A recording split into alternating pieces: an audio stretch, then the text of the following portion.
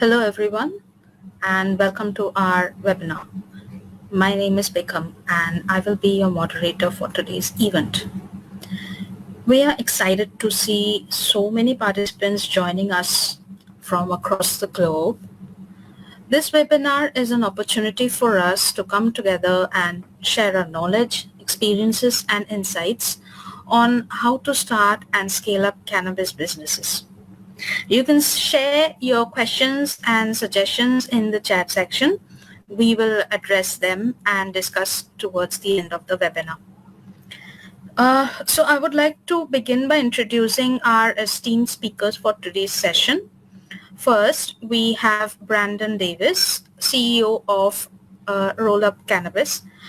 Rollup.com is an idea of ProFlags BV, which is an international company in promotional products and a specialist in beach flags and roll-up banners.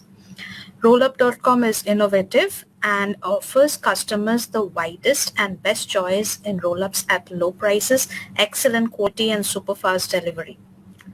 And on the other hand, we have Swanendu De, our co-founder and CEO of Allride Apps and Innofite Solutions. With over 15 years of industry experience, Swanendu manages technical and business development operations in both companies and has also authored several books. So without further ado, let's get started. Please join me in giving a warm welcome to our distinguished speakers. Over to you, Swanendu and Brandon.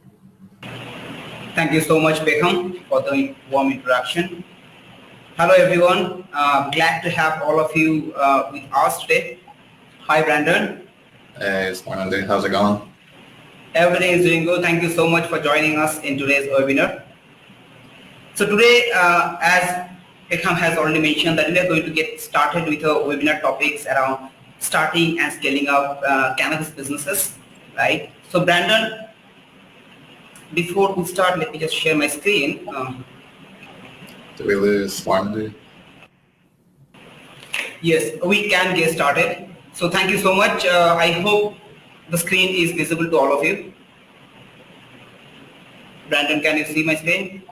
Yeah. Wonderful. So today we are going to talk about how to start and scaling up cannabis businesses. And Brandon, as Beckham has already mentioned, that he has been a part of already a journey in starting up a cannabis business. So we are going to talk about how we are going to listen to him in terms of what he has been doing in starting the business, what are the challenges he has faced, what are the solutions, how he has started the business, what are the learnings he has throughout the process. So here is our agenda for today's webinar. So we are going to talk about the different type of opportunities in the cannabis businesses. We are going to talk about the different type of challenges all these cannabis businesses face today.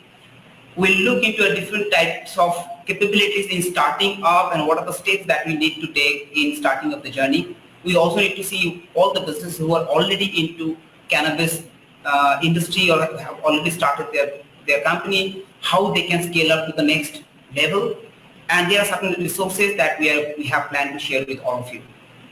So with that, Brandon, we'd love to we'd love to hear about your journey, how you started your business and how the journey has been so far. Yeah, for sure. So before we start, I want to do like a little correction. So initially, like my business started off as a company called Roll Up Delivery.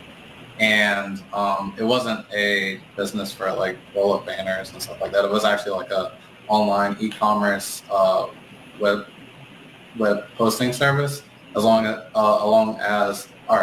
well as a transportation suite. So I had that business. I also had a license under that name, like a safe transport license. And last year, I decided to separate the two businesses out. So now I have a separate business for the software called Serve, and I have another business for the delivery side, which is called Grassman. So how I got started in the industry was basically I always like wanted to work in this industry in some way, shape, or form.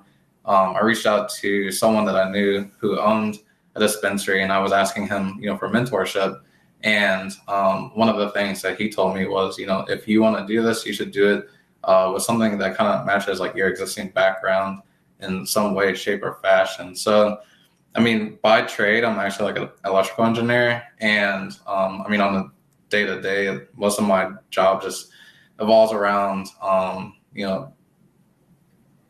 data center design and infrastructure, maybe a little bit of project management and stuff like that. But I also have like a slight technical background from when I started, school and stuff like that. I used to program a little bit. And I used to work for like some tech companies like back in the day. I actually work at a tech company now on the infrastructure side.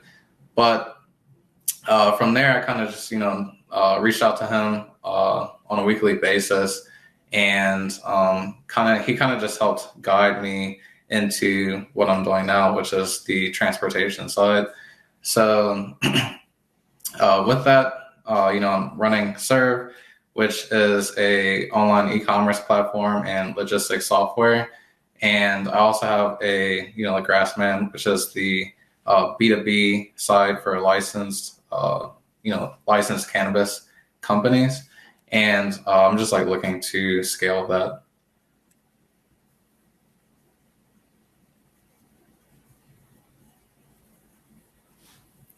Yeah, sorry. So we're gonna do. What was? Thank you, Brandon. Thank you so much. Glad to hear that. So when you started this business, Brandon, as you have mentioned, I'm sure that you have seen there are different type of opportunities in place, right? In cannabis, there are so many different types of sector that you can enter into. So have you decided already that which specific sector you are going to get started with, or you eventually found out that this is the area that you are going to get started with? Yeah, so I think a lot of that decision was kind of based off of capital, right? So the access to capital and the entry, into like some of these certain like plant touching like industry or sides of the industry could be, really high. So I knew like what I was working with, and I knew like how much I could potentially raise initially. So and I also like knew like Maryland's like ecosystem, by the time I started my business in 2020, we had medical currently, and they had already went through like their whole round of license applications, and there were like still some available, but I knew like, the odds of getting those would be kind of tough, like either for a dispensary or a cultivation facility.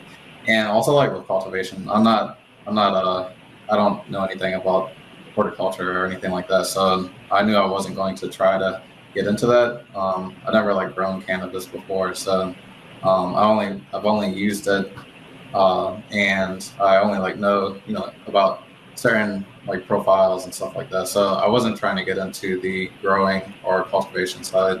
I was like more interested either in a dispensary or maybe even like a processing or distribution. But yeah, based off of Maryland's ecosystem, we only had dispensary and processing, and I knew like I couldn't afford to get into that game at the stage that I'm at now. So that's like when I decided to look a little more into like the ancillary side, and I found that there were a couple of different license types for the ancillary part of like the cannabis industry. So one was the safe transit, which I have. Another is a security license, and then they also have a lab license, which I think a lab is a great ancillary business to go into, and I wouldn't even really consider it like an ancillary business in the cannabis industry, just because there's so many different points that a lab is involved. Like it basically like touches the plant at every single stage from basically like from harvest to sale, and it'll touch it multiple times. So I thought about doing a lab, but that's also the same thing. Like the barrier to entry, like the cost is really high to be able to afford the space, the equipment. You got to find like qualified people and stuff like that. So the easiest barrier or the easiest entry into the industry for me was through the safe transit license. So that's how I decided on that. Okay, glad to hear that. So we have a lot of attendees who are probably in the process of starting their business, and we have discussed that we are going to talk about different type of, you have mentioned about different type of sectors, and you also mentioned about what are the different type of challenges. Funding is one of the issues. So Brandon, we'd like to understand you that what are the exact sectors available in the market, right? And what are the different areas you mentioned about the ancillary where you have started going into, and because of certain specific reasons, right? So we'd like to understand that what are the different types of cannabis businesses out there, right? And who should be going into what?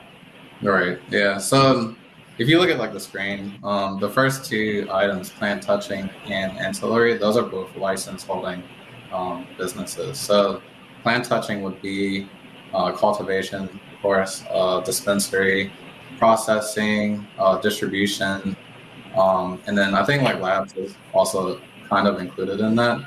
So, and then ancillary would be like my business. So it would be transport, it would be security, maybe things like, I guess like a lab kind of like borders like both lines of like plant touching and ancillary. And then you also have like industry support, which you don't need a license for. That'll be things like accounting services or legal services, social management or social media management, marketing, those types of things, like things that support the industry in a way that doesn't allow or doesn't necessarily need to touch the plant in any way, shape, or form. So I think that's like when you look into, I guess, depending on like what the resources that you have that you're starting with, maybe you can start as an industry support, maybe with like a brand, maybe like a clothing brand, maybe as like a photographer, like or a videographer, like doing like shoots for cannabis businesses or like brands in the industry, maybe even through like social media marketing, like you kind of like create like funnels and processes for like cannabis companies, just because like it's really hard for cannabis companies to actually market, just because there's very few platforms that actually allow like the advertisement of cannabis like in a legal way. So like let's say for instance Instagram, if you don't have like a brick and mortar store, like there's not a huge way that you can have impact with customers without having like an Instagram account. So, but you also have to be really careful with Instagram, just because they have a lot of like guidelines, community guidelines based around like education and selling of this plant. So like a lot of Instagram profiles are removed just because like they mention cannabis or they deal in the cannabis space. So you really have to be careful. But like let's say for instance, if you get a really good social media manager, they might be able to spin the perception in a way that's based on education only for like patients, medical reasons, maybe even rephrase like certain keywords that the algorithm is looking for, so that way your page isn't caught and flagged. So yeah, there's a lot of ways that you can get involved.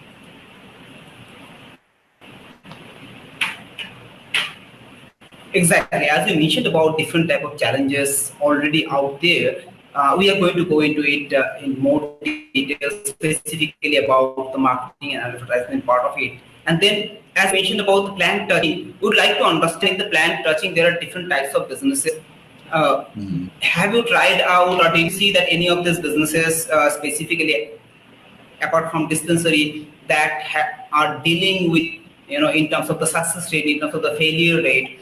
Dispensary is majorly where most people are going into, but what about the cultivator? What about the processor? What is the different types of success rate in all these sectors?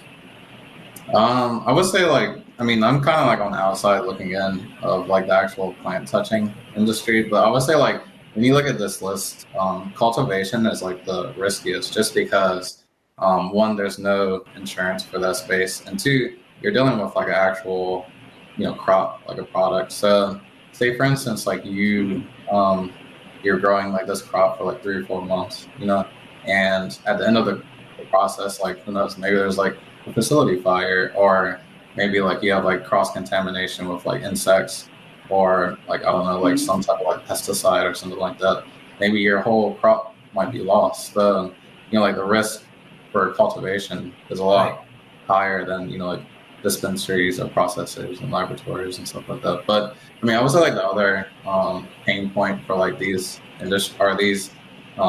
types of companies are, tax laws and stuff like that. Like 280E is like a really restrictive law, and it kind of limits like the amount of profit some of these like companies can actually have just by like the things that they can deduct on taxes. So. Got it. Okay. And then all these specific sectors are all connected to each other, right? So as you are into dispensary or the distribution part of it, how are you connected to all of them, like cultivator, the processor, the laboratory? Your business is connected to any of them, or is it only about the distribution side of it? Yeah, so technically my business would be connected to all of these just because, like let's say in Maryland, every state's different. They all have different license types and stuff like that. I would prefer to have a distribution license just because that allows you to like actually like buy wholesale and parse it out to different like customers and suppliers just based on like their needs and stuff like that. But for my safe transit license, I can like pick up from a cultivator and take it to the laboratory for testing. Then I can pick it up from like the cultivator, then also take it to the processor. Then I could pick it back up from the processor and take it to the dispensary or back to like another processor. So like my safe transit license allows me to like also touch like a lot of the plant at a lot of different points in the like sale process. So it's definitely like a good license to have.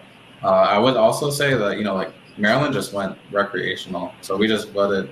I guess our governor just approved the bills that were pending yesterday. So now like we actually have the ability to see more traffic in our industry because now it's like open to all like 7 million Maryland residents plus like anybody that's coming into state that has like like a valid ID and stuff like that. Versus like we had a very limited market with the medical side just because you had to be a medical patient.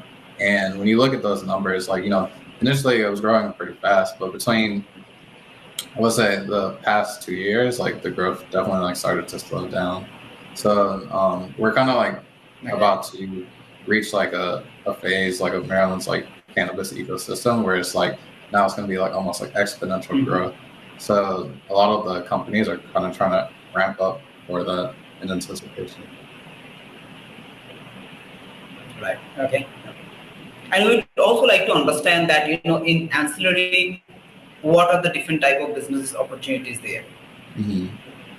Yeah, so you have delivery, which I have. You also have like packaging, product manufacturing would be like anything that would have to deal with I don't know, the use. So maybe like bongs or papers, maybe like roll-ups and stuff like that. Green waste disposal is also like a very important aspect of like this whole ecosystem, just because like let's say for instance cultivators, like that example that I gave before about having like a contaminated batch, you're really supposed to dispose of that in a certain way. And like a green waste disposal company would be like the person or like the company that you would reach out to. And then also like at the same time, like since I own the licensed company, and then I also have Serve, which is the software, it would also be like an e-commerce platform or like a logistics thing, just to like be able to reach customers outside of the dispensary and like process like their orders and payments like in a safe manner. Then you also have compliance, which is like a huge part of like the industry. Like your license can get taken away if you don't comply with like state and federal laws. So you definitely want to have either like a team or a company like looking into you and like any license holders that you're working with to make sure that you and them are remaining compliant. Okay. And then there are the industry supporting businesses, right? Yeah, so good opportunities. There are a lot of opportunities, a lot of businesses out there. Right. Yeah. I mean, even with the industry supporting businesses, I mean, these are just as important. You know what I mean? Like they they actually like prop up the industry in a lot of ways that people don't realize. Accounting services and legal services, like those are like making sure that like you're safe, basically, like the way that you're running the business is correct and you're not going to get audited. Right. If you're audited or anything, you actually have like representation and stuff like that. So those are definitely must-haves. Marketing and social media management, like those are also like very important because like cannabis is like quickly becoming like a brand industry where people are looking for like specific brands because like they trust them. So like the better that you can reach your customers, like the better ability you have to like grow and scale and stuff like that. And then even like event hosting, like that's definitely like quickly becoming a very popular thing in the industry. It gives companies like a way to like reach clients outside of like the dispensary. It gives like clients like a way to like learn more about the industry, and like it gives like people like a space to actually have like a community because like the longer I've been into like the cannabis industry, like the more I realize that it's actually like a very community focused industry. So like you might meet somebody at one event and then you might see them every other event that you're at, and then you start to like talk to them and realize that like, oh hey, like they're a legacy operator, like they've been in the space, they're trying to like learn more about the legal space and stuff like that. So it's a really good place to meet people, meet clients, meet business owners and stuff like that. So, yeah. Okay. So now in terms of different opportunities that we are seeing presently available, and every year the industry is growing very fast. Mm-hmm. The challenges, every person associated with the cannabis industry I talk to, I see that they are continuously talking about a lot of challenges they are facing on a daily basis. Whether it is about the regulation, the rules, there are the issues with marketing, the advertisement, every part, everywhere they have a lot of challenges. So, would like to understand from your end that when you started, in a couple of years before, what are the type of challenges that you have faced? I would say like like when you look at the grand scheme of things, cannabis is still like a relatively young industry. Like it's definitely been around for a while, but as far as it being legal and them having like processes in place and procedures and stuff like that, like I mean, certain states like on the West Coast have been legal, whether it's like medical or recreational for a while, and there's like a lot of ways to draw on like their expertise, but you also have to look at like cannabis isn't federally legal in the United States. So, every state has different rules and regulations. And then when you even look further into it, like certain counties in different states have different rules and regulations. So when you're looking for information on like how to start a business or like what, things you need to follow, like what procedures you need to have in place and like what those like guidelines are actually structured off of is actually very hard because there's not like a very like cohesive like place where you can find, oh hey, like what do I need for like this, like if you're looking for like a security protocol, like where are you going to look that up? There's no like real place you can say, hey, this is like a standard security protocol that you can use for every single state because it's going to vary state by state. So I would say like that was like probably for me one of the hardest things was just trying to figure out how to model my business, how to model like a pricing structure, how to model like different MOPs and SOPs and stuff like that. And a lot of mine came like, I mean, they're still like, in development, like they're always being developed just based off like lessons learned and stuff like that, or, like meeting different people in the industry and hearing what they've gone through and what they've dealt with and like tweaking it.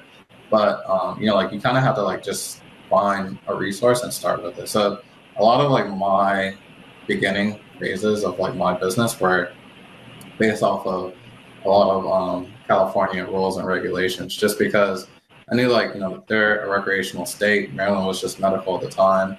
And even though like I was, complying with the MMCC, like I was also trying to build out my company to be like kind of like for like future growth and stuff like that. So I had to, build up to what our current state standards were, and then also, like try to incorporate some of the other like stricter standards from recreational states. So I would say that, and then also definitely like banking is like a big thing. Like a lot of banks don't necessarily process cannabis payments and stuff like that. So you have to find local banks that are actually like willing to work with your business type. I think in Maryland we have like about 5 or more. It's just it's definitely like starting to gain popularity, and even with like in the federal realm, like they've been trying to pass like the Safe Banking Act for a while. Maybe when that passes, like we'll have more access to that. But like banking is like a huge downside to like this industry. Just trying to figure out like how to properly set up a bank account. Uh, and then also, yeah, like definitely like advertising and marketing. I touched on that earlier.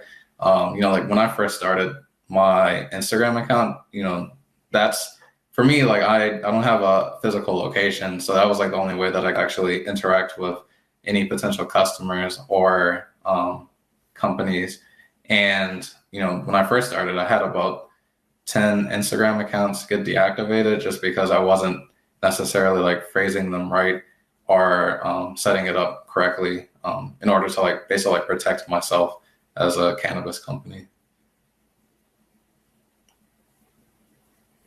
Yeah, I mean, social media companies are definitely like frustrating to work with in this industry just because I'm not really sure what their guidelines are based off of.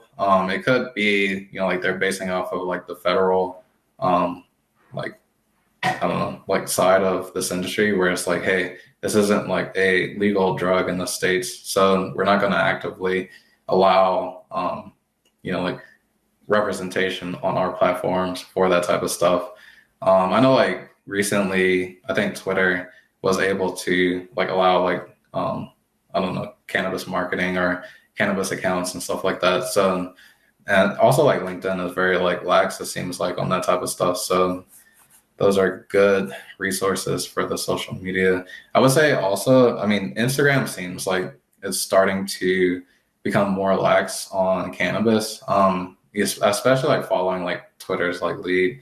It might like eventually one day become acceptable to actually like advertise for that type of stuff on there. I think we lost Swarna, dude. And then Daniel, it looks like you said, how do you foresee the emergence of artificial intelligence impacting the delivery service? I was actually like thinking of that the other day. Like artificial intelligence is really good for a lot of different things, right? Like you can use it as a resource, like to greet your customers when they come to the page. Like, hey, like I don't know, like like John Doe or whatever. Hey, I saw you. Like this is like your second visit to the page. Like welcome back. Like AI could be like very personalized, and then also like it could be like a really good tool. Like if it develops in the right way, or if you have it integrated into your software in the correct way. So like I was like thinking the other day, like maybe someone could have like a conversation with the AI bot and say, hey, like I'm actually like looking for a strain that matches like I don't know, like Bubba Kush or something like that. That also like doesn't make me sleepy. Do you have any recommendations? And then it'll go through like this whole like database and say, hey, based off of what you're asking for, these are like the strains, like these are like the locations that you could find that. And like they're actually like about to go on sale. So like we can add it to your cart or even do like a like reoccurring like service or something like that.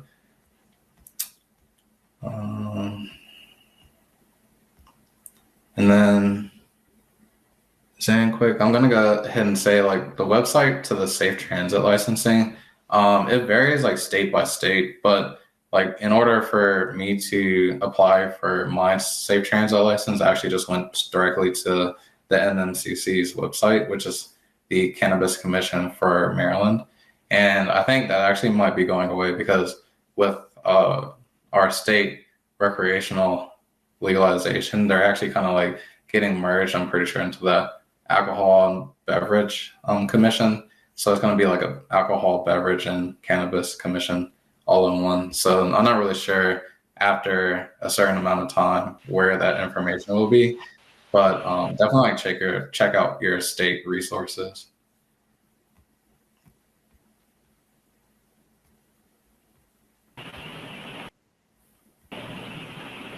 No, sorry for the disconnection. So, okay, and in terms of the retail and distribution, as you have already mentioned, that there are certain specific challenges in terms of the cost of delivery, right? The cost of delivery is pretty much one of the crucial areas whenever we are talking to a lot of dispensaries, when we're talking to a lot of businesses who are already into cannabis transportation and delivery.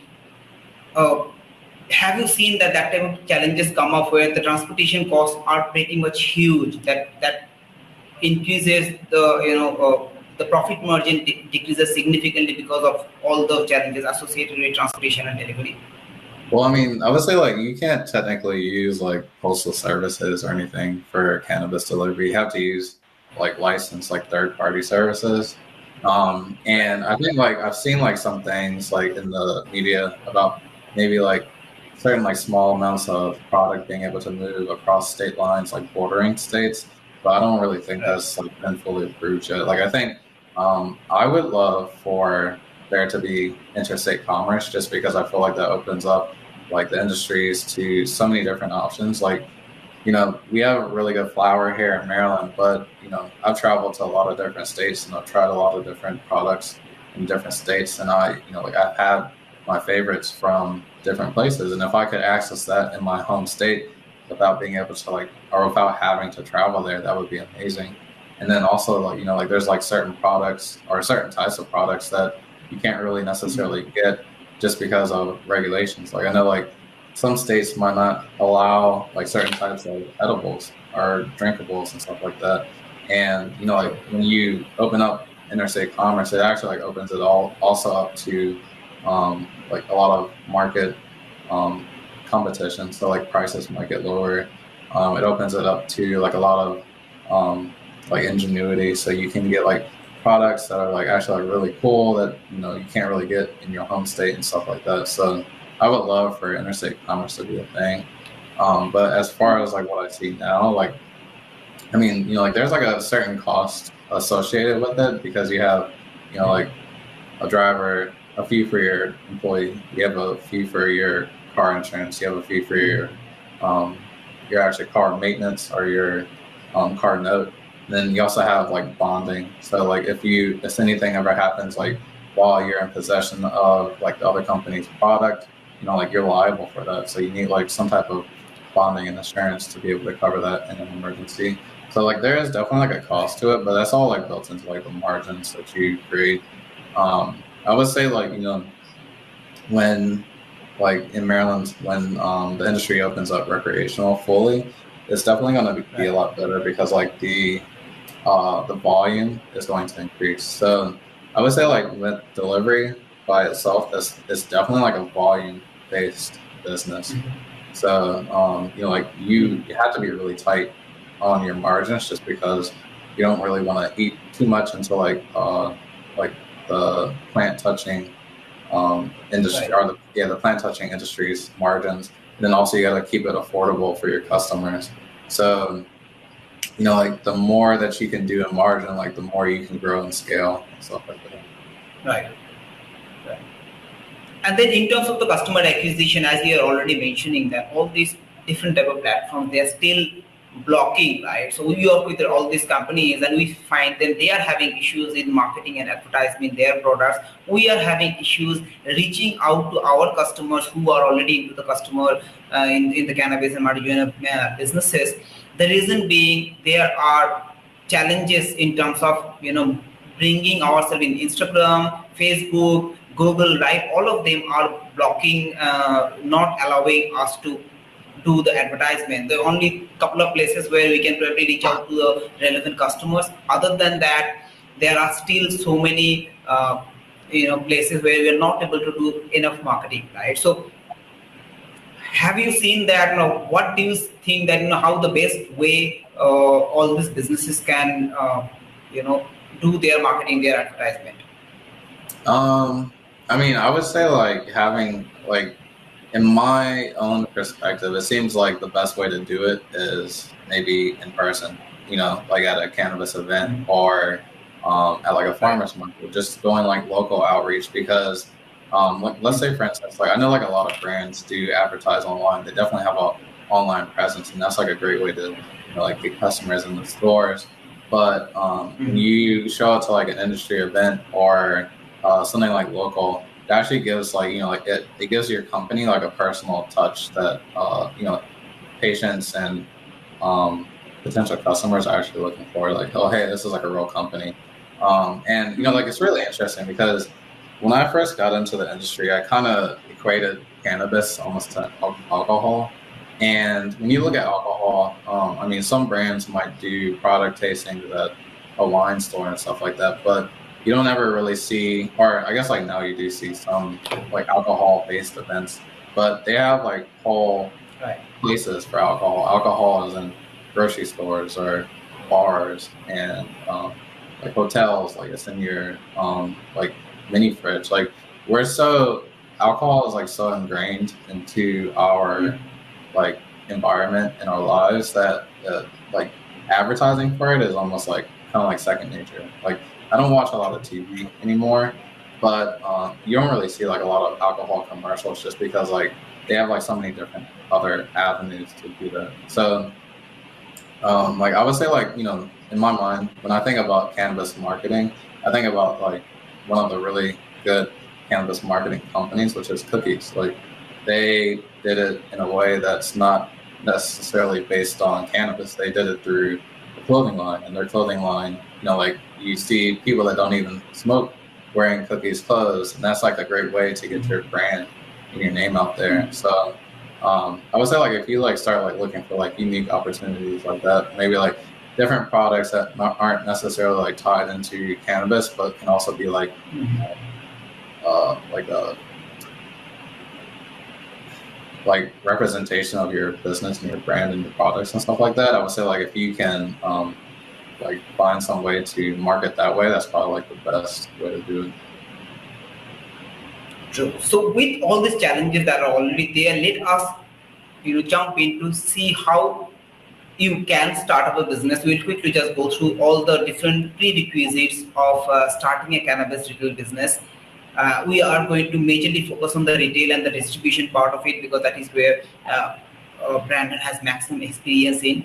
So in order to start a cannabis retail business, we have found out that these are the 6 steps that is going to be very important. So number 1 is understanding regulations. So Brandon, what's your thought on that? How did you read about the regulation? How did you make yourself aware of the regulations?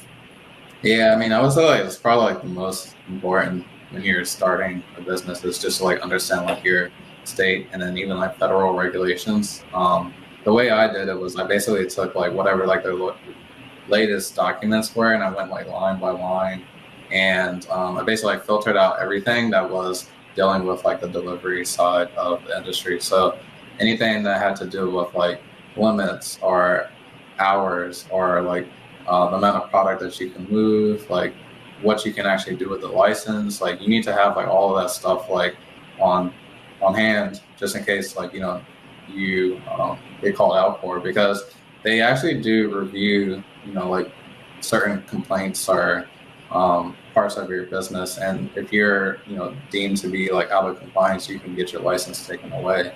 And once you get your license taken away, I mean, it's very hard to get back into the industry. So like understanding like the rules and regulations is probably one of the most important parts of starting the business, because you want to start it like on a good leg, basically.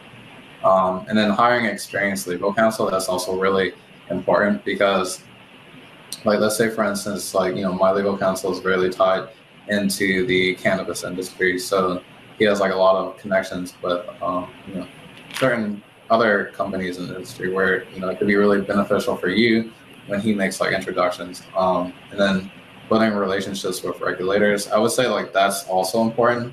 When I first started, I didn't realize how political like this industry actually was. And that can be like kind of like a make or break thing, because I started my business initially with what I had, but I actually had like a larger vision for what it could be. And, like without actually understanding like where the political scene was moving, like that plan could have been, like wiped out.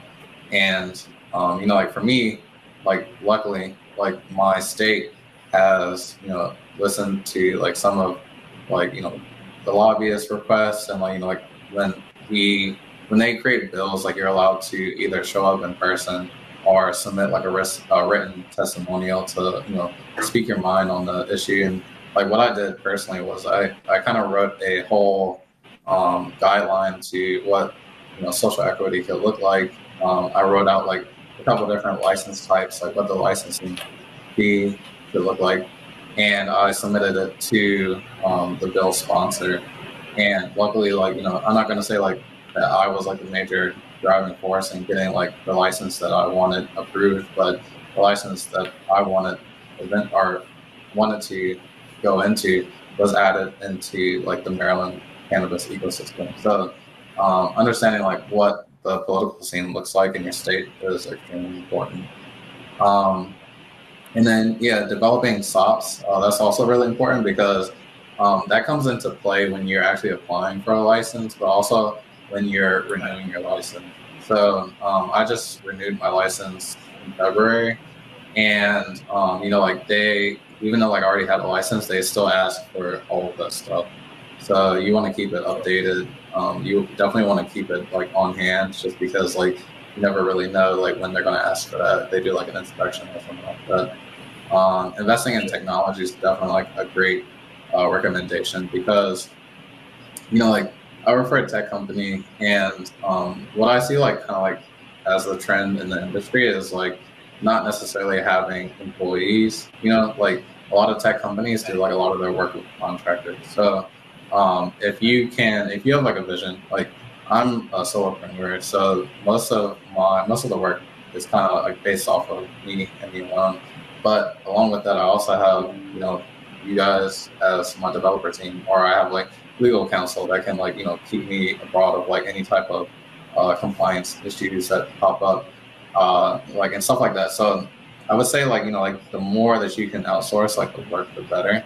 That's like the best way to grow and scale your business. And then, yeah, staying informed about like industry trends, your competition, and stuff like that. Business opportunities is also like really important because, let's say for instance, like you have like a major like technology company, and you see like a lot of the clients of that technology company are, like complaining about like 5 or 10 like key features, and you could really like take that information and incorporate it into your business, and then now like you might be able to take those customers from like that major technology company. So like keeping informed of like what your competition's issues are is probably like one of the best ways of getting like a leg up to launching like your startup in this case. Absolutely. So thank you so much, Brandon, for explaining all these steps because these are very important. Now we need to see that how what are the steps people need to take in order to get started. Like the first of all, it is like creating the business plan, the clear documentation, creating a clear plan with all the information about the regulations, competition, market demand, target applicable market, operation strategy, marketing, sales. All of them should be clearly there in the business plan, right? Because the next step, as we have mentioned here, is that getting funding at least for certain stage is important, right? Maybe you can get started with your own funding, but at a point of time, in order to take this business to the next step, funding may be required, right? So, Yeah. Brandon, what did you see in the industry? How open investors are in giving funding, right? And what are the steps? How our attendees can get started with this funding strategies? I mean, I technically am like fully like self-funded. And then I have like, like a little bit of like family investment, but I haven't actually taken on any type of like equity funding because for me, in my mind, when I think about equity funding, like I think about like hyper growth. And that's like what you got to look at it like when you take on funding, like your shareholders now have like a say in what your company is supposed to look like. So, like, and also like when you take on funding too early, your company is not based on anything. It's kind of just like an idea. You have like an MVP and you might have like a couple of customers, but like that money is way more expensive when you're young and when you're still like in the startup phase. So if you kind of like delay taking financing or funding until like you have like like a larger footprint, you can actually get more for less. Like, and when I say more for less, is like you might be able to get like, I don't know, 100 for like 2 or 3% equity stake versus when you're first starting, you might get 100 for like 10 to 15 to 20, so you need to like kind of look at where you're trying to go at the end of the day, like what your exit plan is and stuff, and like how much you're actually like willing to give up. Because like I kind of thought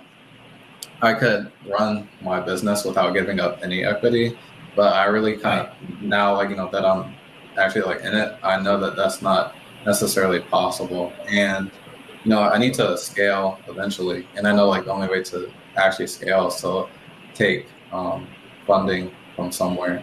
So I would say like my advice is look for like grants, maybe even like take hard money loans, like in order to not give up equity, because depending on like what your business is based around, like if you actually see it if you believe that it's going to get to a certain point, then whatever percentage of like a hard equity loan that you're paying off is way cheaper than a percentage of like equity you're giving up in your company.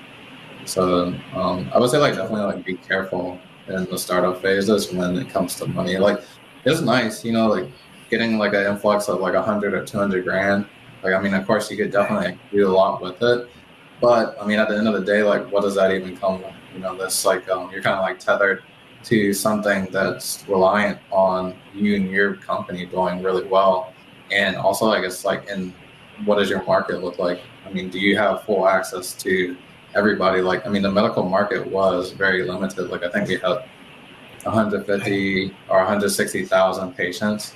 And even with that, like, the way that Maryland's medical like industry is actually set up, like a lot of the companies can do everything that they can do all the delivery for themselves. So if you were to take that money, if I were to take money when I first started my company, I would owe like the investors a lot now, and I would, kind of be like in a lot of trouble. But now that recreational is coming up, it might be a good time to look for investment because, hey, like now the industry is wide open. So like, I could have, a better potential to get volume and grow a lot faster than being in a stagnant medical industry. So, I mean, it's definitely like, yeah. So it, as you said, and this is kind of true in every industry, that it is difficult, and in the present scenario also it is pretty difficult to get a funding only with an idea. So the way you have done, that is something we want to recommend to every startup entrepreneurs, specifically in the cannabis industry. Maybe you can get some initial funding, you can do this self funding in order to start the business. Once you do that, and once you get some, you have started your operation, maybe after that it becomes easier to get certain funding. As one of our attendees has mentioned, that debt financing is one of the options. There are multiple options out there in terms of getting funding. Cannabis is a growing industry, and it is going to continue to grow, and it becomes pretty big industry. But that doesn't mean that you are going to get a funding, because the competition is increasing day by day. Right? So maybe it is important that you get started with something, and then once you are there, you can showcase that with your clear business plan, with your numbers, with your documents, everything together, your plan, your vision. It may make sense to the investor to start giving you the next stage of series funding. Right. And then the obtaining license and permits, that is something we have already discussed, that obtaining the license and permits are important, and without that you are not going to get started with the business. But building a supply chain, where we have discussed about that, it is important to have relationships with the cannabis cultivators and the manufacturers to get the products, right? So Brandon, how did you do it? How do you see the industry is doing it? How they are getting, how they are building the supply chain, how they are getting their products to market? How are they getting their products to market? I would say like what I see now, like I mean, Maryland has like a lot of brands that like have been established since like the conception of like the medical industry, and I mean, I guess like through that, like they've kind of like grown in their own avenues and their own respect. Like I have like a bunch of like different local favorites, but what I also see like now is you have like outside like I don't know brands like coming into like the space and basically like partnering or like doing like licensing deals with current or existing like cultivators or processors in order to get their name in the space and like their I guess like likeliness and while still not actually being here. So I mean there's like major brands that like are actually like in Maryland now that are like let's say for the cultivation side. I mean there's brands that like you would see that actually have stores other places that in order for them to actually reach our medical market, they have partnerships with local medical companies. So whether that's like them growing or maybe even them having some type of representation like on the shelves, like that's like kind of what I see as the trend of like actually like building a supply chain and like an established industry. So like that along with like industry events, like like they have industry events for business owners and represent like business representation, and then they also have industry events for consumers. So if you're a brand looking to like build a supply chain, I would say like definitely I recommend the industry event just because you can actually meet business owners and be able to like actually create those connections that you need in order to get your product out there. Absolutely, absolutely. Thank you so much, Brandon. In the next step, in terms of creating a marketing plan, right? As we discussed, and a lot of our attendees have mentioned about the type of challenges they have faced in bringing their product, bringing their service in front of their customers, right? They got blocked, they got their subscription has been cancelled. A lot of issues they have faced, right? So now, in terms of the marketing, the type of issues you are facing, all of us are facing who are associated with the cannabis industry. It becomes very difficult to bring what our products, our services to our respective customers. What only thing that I can suggest is that the way that worked for us, it may work for you, is that finding out your target addressable market and you try to find out different ways of reaching out to that audience directly. Okay, do not try to, if the marketing is not working, maybe direct sales plan may work for you, right? So you can have people, you can hire students, you can hire interns and make them reach out to your respective customers and start at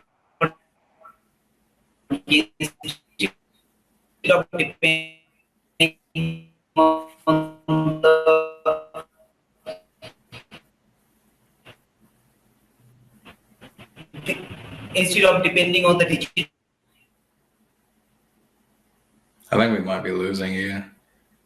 But I would say, I'm not sure if you're still there or not, but I would say for me, like as a startup, I mean, marketing is very important, but that's not like what's making you money. I mean, it is in like a roundabout way because like that's getting you customers and that's getting your brand visibility into, or that's getting your brand visible in front of like a lot of different people.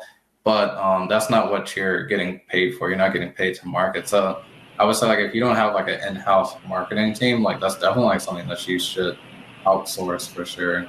And like it's nice to understand it, but at the end of the day, like companies are like like marketing professionals, like they do like the research and like they've been doing this for so long, like like really like lean into like their expertise and like allow them to like do what they do. I mean, you can have like input on like what you like the vision that you see for your company, but like I would say like definitely if that's not your bread and butter, like that's a great thing to outsource.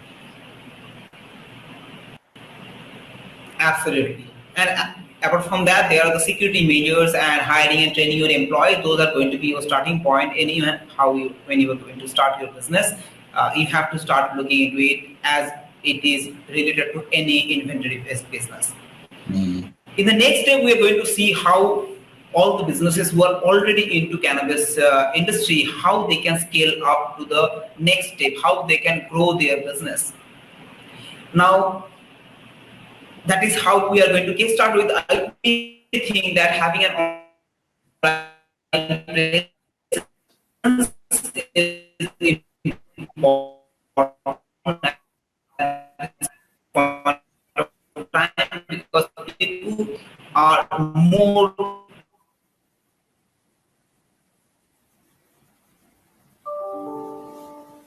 Yeah, you're kind of breaking up. I'm not sure if you're there or not, but I would say like my number one advice for scaling a company is basically like looking for ways to make your customer's life easier. So, like let's say for instance, for me, like I'm a like serve as a technology company. So, like if I'm doing this broad thing of being able to like host menus and process orders and then deliver on paid or let's just do like the basics things like posting the menu and processing orders and then like doing the logistics for like the delivery. If that's like my bread and butter, then like the customer that I'm serving, the dispensary, like they still need to process the orders. That might be cash. And then like for me on the tech side, I could look and say like, oh hey, like there's a way that I can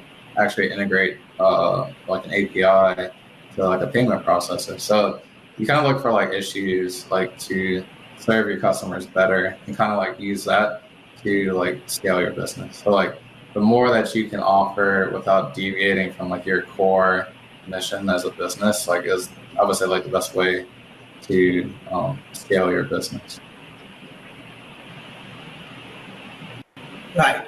And then expanding the product offerings, right?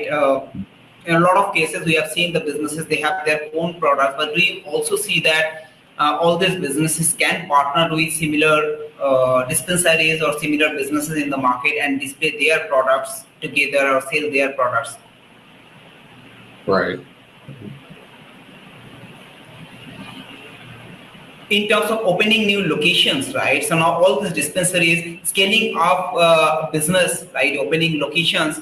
Now that has different types of implications in terms of the regulations, right? So statewide, if someone is opening different locations in different states, I'm sure that they have to look into different type of regulatory measures, right? Mm-hmm. Yeah. So say for instance, like with my safe transit license, like I would eventually like to transition that to a like retail non-storefront license, which allows you to basically be a dispensary and deliver directly to consumers. Expanding into like new locations is like a key way to like grow and scale, just because I mean, you're very like limited on like an area when you have like a like set like location, and I mean you can do like statewide deliveries, but at the end of the day, at what cost? Like you're increasing like Maryland's not a huge state, but it's also like it is a big state. Right. Like you can drive for like 4+ hours in Maryland and still be in there. So like you don't necessarily want to have like a delivery partner drive all the way out to like Western Maryland or something if you're in Southern Maryland to deliver a product that might be like $100 just because like you want to service that area. So like if you're looking to like increase like your offering or like the clients that you serve, like adding new locations is a great way to do that.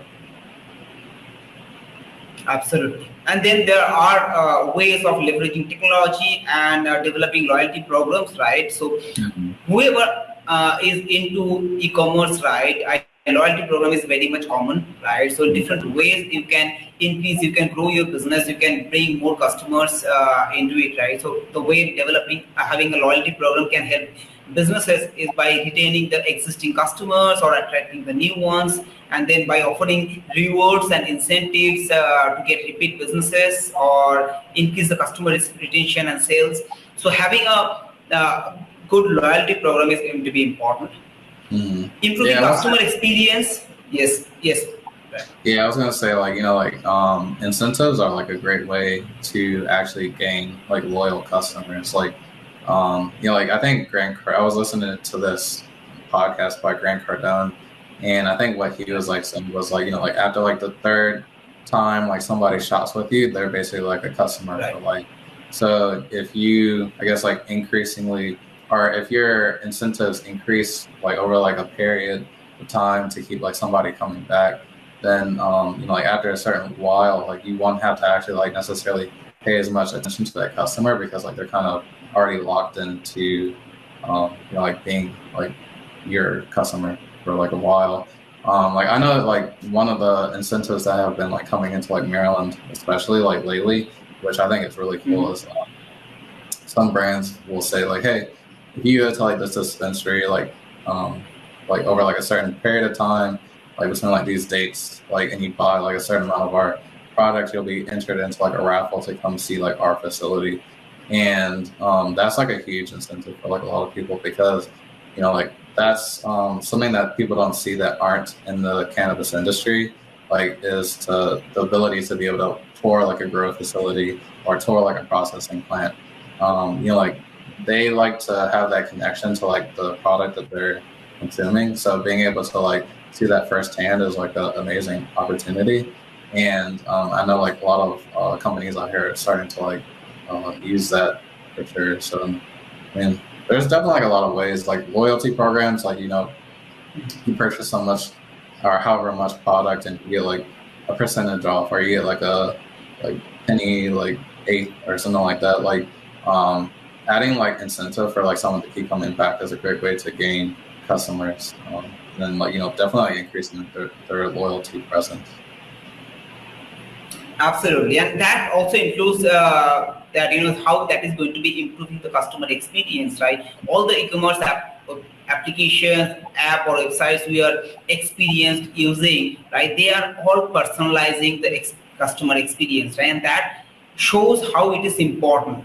Someone having only a few products, you may not think of personalizing the experience, but the way you can stay connected with your customers, how you can continuously reach out to them and having a clear connection, continuous connection that will ensure that your products are selling more than than someone who is not focusing on the customer experience and the personalization.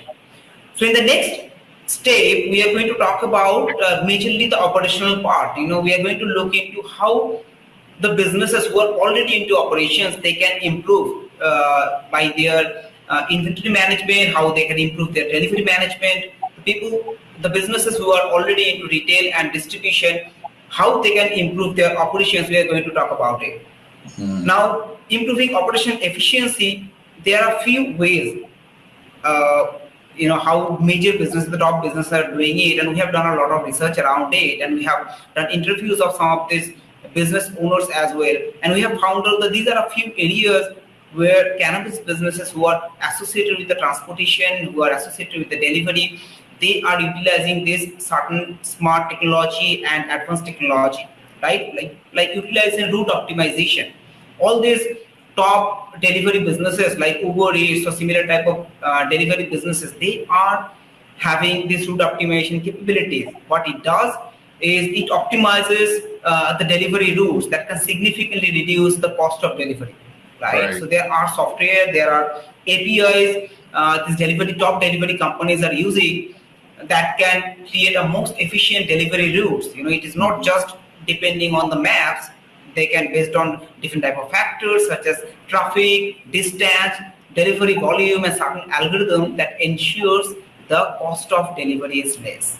Right. And I would say like let's say if you're like a third party like delivery service delivering for between dispensary to consumer, having like setting up a mesh network is the best way to go about it, because if you're able to service multiple dispensaries in the same area, I mean, you're basically like increasing like your offering without like increasing your radius.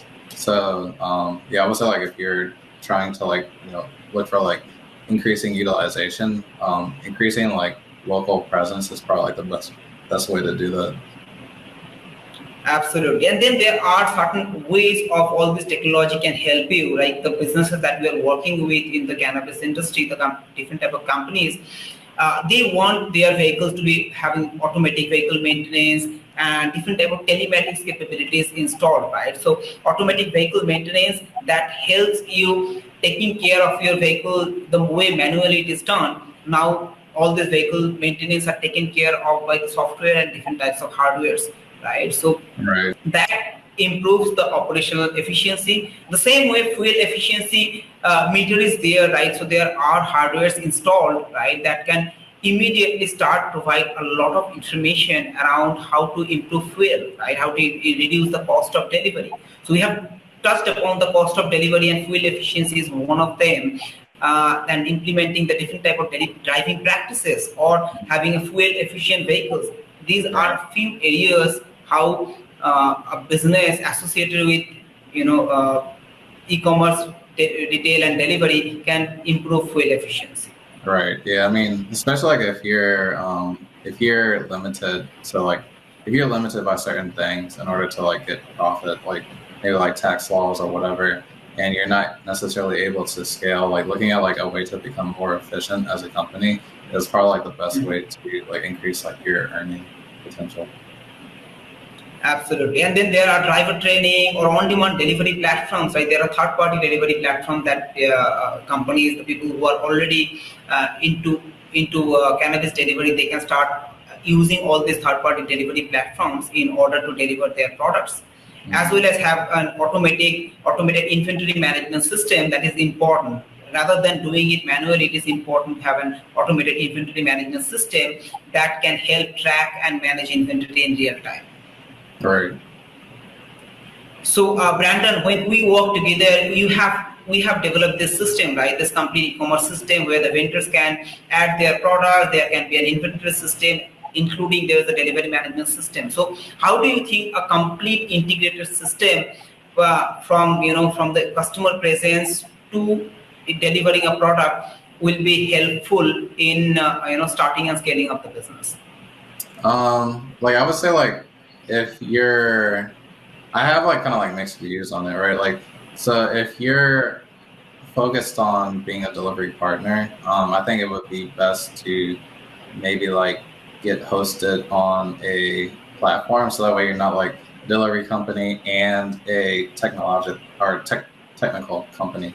I would say like, it's definitely like best if you have an understanding of like how the tech industry works and like what you want out of like your tech offering, then I would say like definitely go for it. But if you're just trying to like transition, like let's say for instance, like there's going to be a lot of people that are transitioning from the legacy market into the legal market, and I mean, should they necessarily like have the delivery business and the tech offering all in one? Maybe not. I mean, maybe like they want to just focus on delivering the product.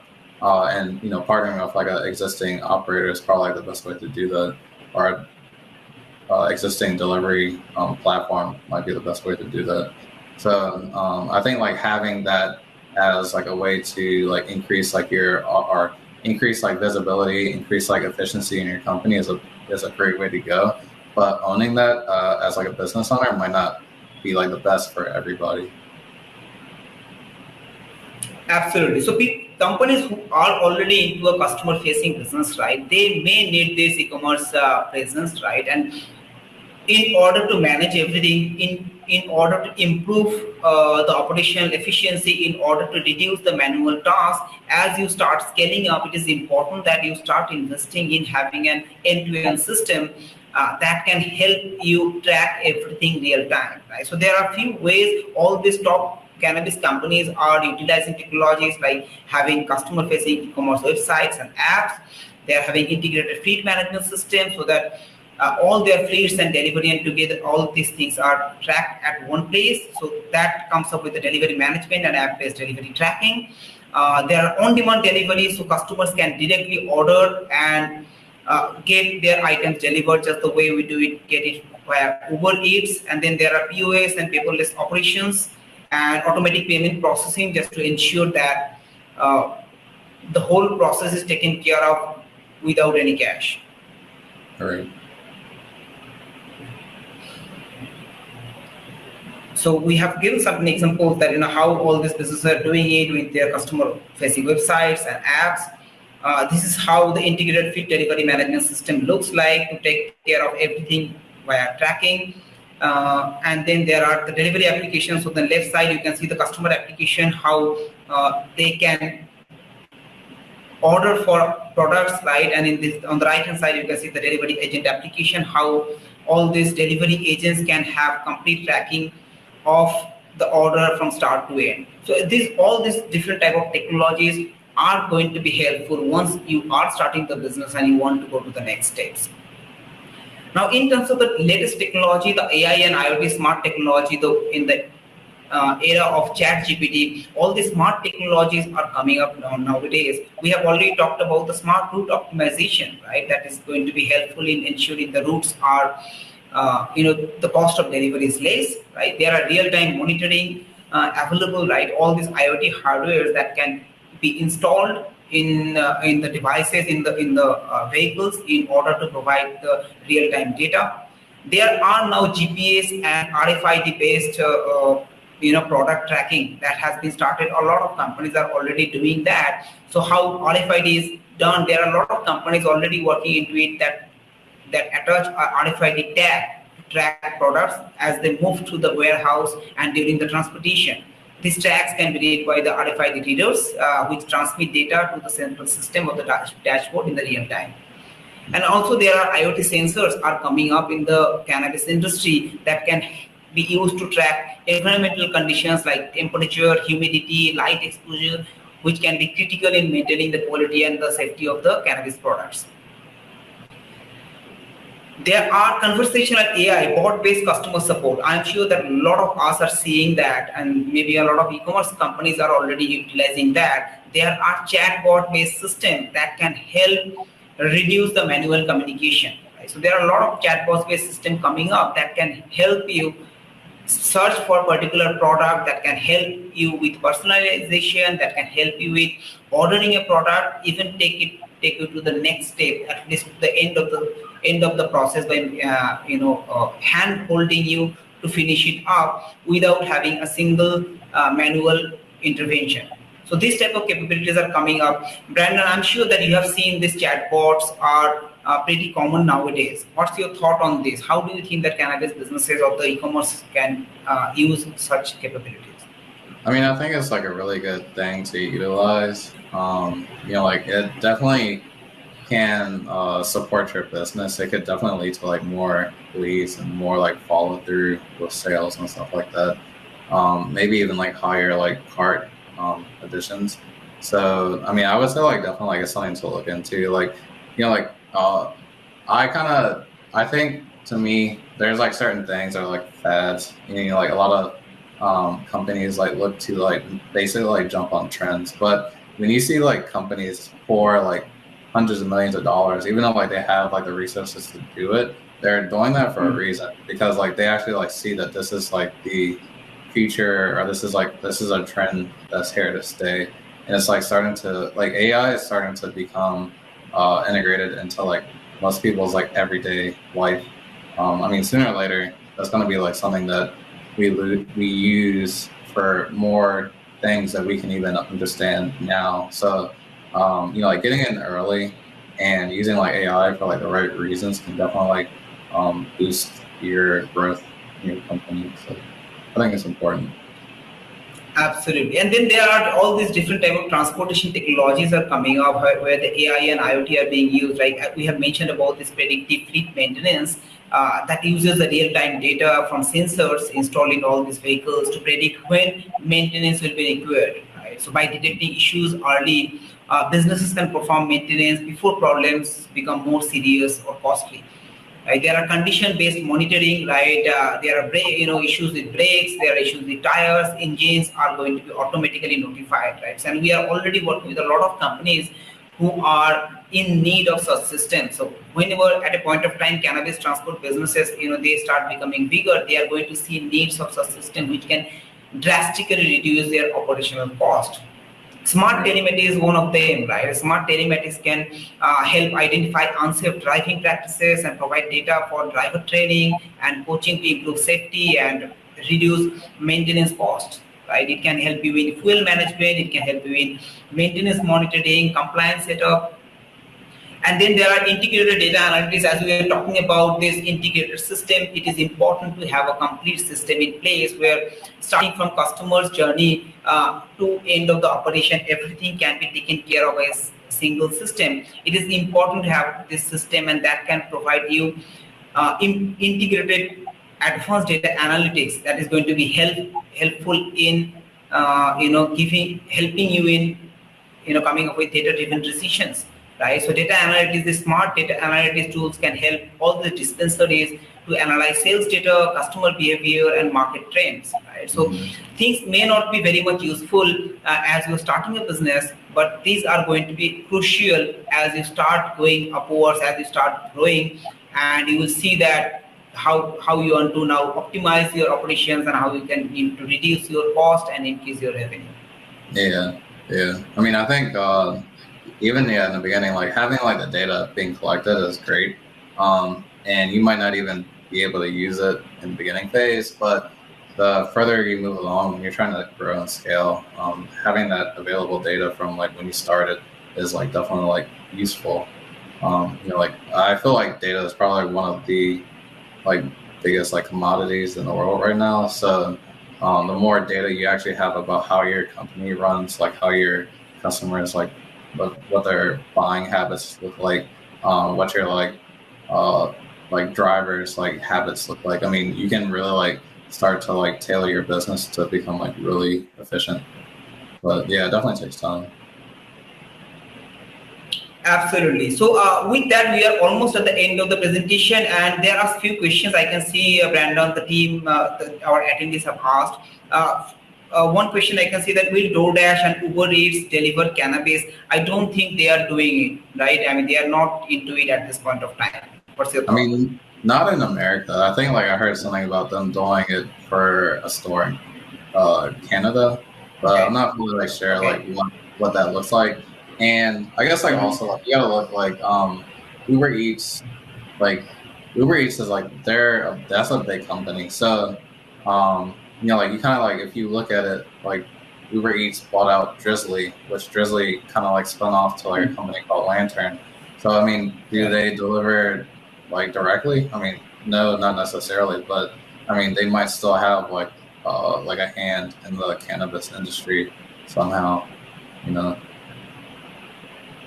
Right. So also another question I can see is that one person has mentioned about the idea about outsourcing drivers to Uber Eats and DoorDash. I think the outsourcing driver they may not be doing it, but what you can do instead is probably having your own delivery system, and you can bring all these drivers also deliver your items. That is something we have been already seeing. We have been working with a lot of companies in the US, not specifically in the cannabis, but they are bringing Uber Eats drivers, Lyft drivers, DoorDash drivers to deliver their items. So if it is possible in other types of parcel delivery and all, I'm sure that they are going to be doing that for you as well, because there is not going to be any harm in delivering your items. It is not going to be under Uber or similar type of brands. Right? Yeah, I mean, I think it could grow into that maybe eventually with like different regulations and stuff. But how it's set up now, like, a lot of the deliveries have to be, that has to be like the sole purpose of that vehicle and what that driver is doing at that point in time. So you can't have like, I don't know, like if DoorDash allows Uber drivers to pick up people while having food in the car, but you can't have, passengers in the car while you're also delivering cannabis. But it varies like state by state, but they're also really strict on that type of stuff. So, I mean, maybe in the future that becomes a thing, but right now, probably not. Absolutely. Okay, thank you so much, Brandon. I think we are all at the end of our webinar. There are certain resources I have listed here. These are different type of research papers. After this webinar, our team is going to send you this presentation out to all the attendees, as well as our Cannabis Business Starter Kit that has the business model template, and that has different types of resources that are going to be helpful in setting up your business. Thank you so much, Brandon, for your time. It was wonderful listening to you and hearing about your journey and how you have started. All the best for taking your business to the next step, right? And thank you so much to all our attendees who have been patient throughout the process. It took us longer than expected, but we tried to touch up as much as possible. It was difficult for us to go deep into a specific area, but we tried our best to reach, to find out all the specific different type of aspects required to starting and scaling up a cannabis business. With that, I'll be giving this. I'll be asking Pekam to take it forward and finalize. Yeah, for sure. Also, just want to do thanks for putting this webinar together. I think it was really beneficial. Hopefully, everybody got some really good insight into what it takes to start and scale the cannabis business. Thank you, Brandon and Swanandu, very much for your valuable insights throughout the webinar. This was a very, very insightful session, and thank you, everybody, all the participants who have shown so much of interest and participation in this webinar. So I think we have addressed almost all the questions in the webinar itself. In case there are more questions you want to raise, you can write in the chat, or you can always choose to share your questions directly with the speakers. We will be sharing the email IDs with you where you can share them later as well. In the meantime, we have a survey here, a small survey, so you can put in your answers, and from there we'll be taking it forward. As you can see, the survey is there on the screen. Yeah. Also, looks like Josie's asking, will this recording be available? It's going to go on your YouTube channel, right?